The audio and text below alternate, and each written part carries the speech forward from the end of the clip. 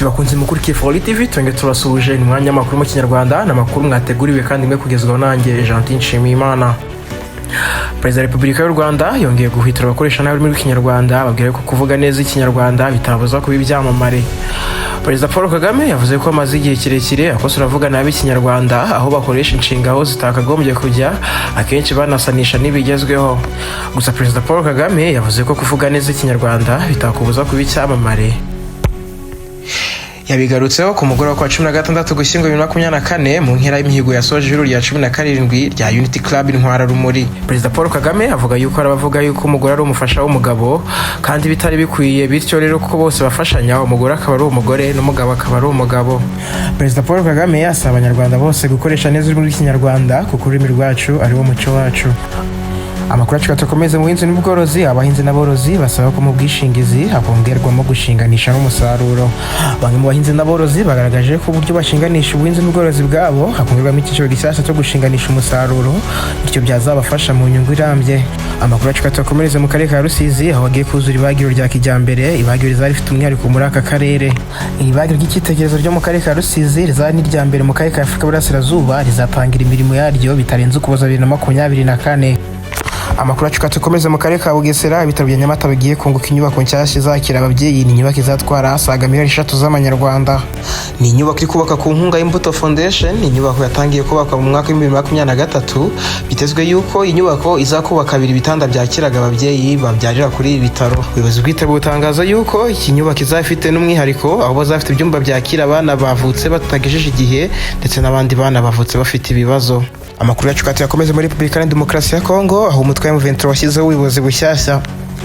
Igisirikare cya M23 cyangwa se intare za Sarambwe zivuga yuko zashyizeho ubutegetsi kugira ngo abaturage bayoboye babone serivisi zibanogeye, hirindwe gusiragizwa mu gihe umuturage agize icyo akenera kuri serivisi bafite mu nshingano. Amakuru yacu yakomeze mu gihugu cya Tanzania aho inyubako yagwiriye abantu 5 bakitaba Imana, abasaga 40 bagakomereka bikomeye. Muri Tanzania abantu 5 bapfuye abandi basaga 40 barakomereka nyuma y'uko inyubako y'umuturirwa yagwiriye abantu mu gace k'ubucuruzi ka Kariako mu murwa wa Dar es Salaam. Amakuru yacu yakomeze mu gihugu cya Gabo aho batoye muri Kamarampaka igamije guca ibyo kwikubira ubutegetsi. Abaturage bo muri Gabo bategereje ibizava mu matora ya Kamarampaka ku itegeko nshinga rishya yabaye kuri wa gatandatu ateguwe n'ubutegetsi bwa gisirikare bwakuyeho Ali Bongo mu 2023. Ni amatora yitabiriwe n'abasaga 800 muri iki gihugu gituwe n'abasaga miliyoni 2. Bimwe mu bigize itegeko nshinga ni uko perezida atazongera kurenza manda y'imyaka 2 aho manda imwe izabigizwe n'imyaka 7. Itegeko nshinga ryari ririho ryavuga ko perezida yemerewe kwiyamamariza manda y'imyaka 5 inshuro zose ashaka. Mu gihe perezida avuye ku butegetsi apfuye cyangwa agize ibindi bibazo ntabwo byemewe ko asimburwa n'uwo mu muryango we, umwanya wa minisitiri w'intebe nawo wakuweho. Kugira ngo itegeko nshinga rishya ryemerwe rigomba kwemerwa n'abarenze 50 by'abatoye bose. Biteganyijwe ko itegeko nshinga nirimara kwemezwa amatora ya perezida azaba mu mwaka wa 2025 aho bwitezwe ko General Oligui Nguema wahiritse ubutegetsi aziyamamaza. Ali Bongo yaritswe ku butegetsi muri Kanama 2023 nyuma yo gutangazwa ko yatsinze amatora, ariko ntibyavugwaho rumwe. Bongo yayoboye Gabo muri 2009 asimbuye se Omar Bongo wari umaze imyaka 40 ku butegetsi. Amakuru yacu yakomeze muri Leta Zunze Ubumwe za Amerika aho hubatse ubwato buzinjizwamo abantu badakeneye kuyoborwa na Donald Trump bakazabuva uko yavuye ku butegetsi. Ikigo gifite ubwato bugezweho bwitwa Villa V Residence cyatanze amahirwe ku banyamerika baherutse kubabazwa n'intsinzi ya Donald Trump nka perezida. Yemererwa urugendo rw'ubwato ruzamara imyaka 4 Trump azamara ku butegetsi. Uru rugendo bivugwa yuko ruzagera mu bihugu 140 bigize isi. Tukiri muri Leta Zunze Ubumwe za Amerika, Trump yatangaje ko ari kwiga ku mushinga wo kohereza abimukira mu bihugu birimo n'u Rwanda. Itsinda rya Perezida Trump riri kwiga ku buryo bwa kohereza abimukira bari muri Amerika mu buryo bunyuranyije n'amategeko mu bihugu birimo n'u Rwanda.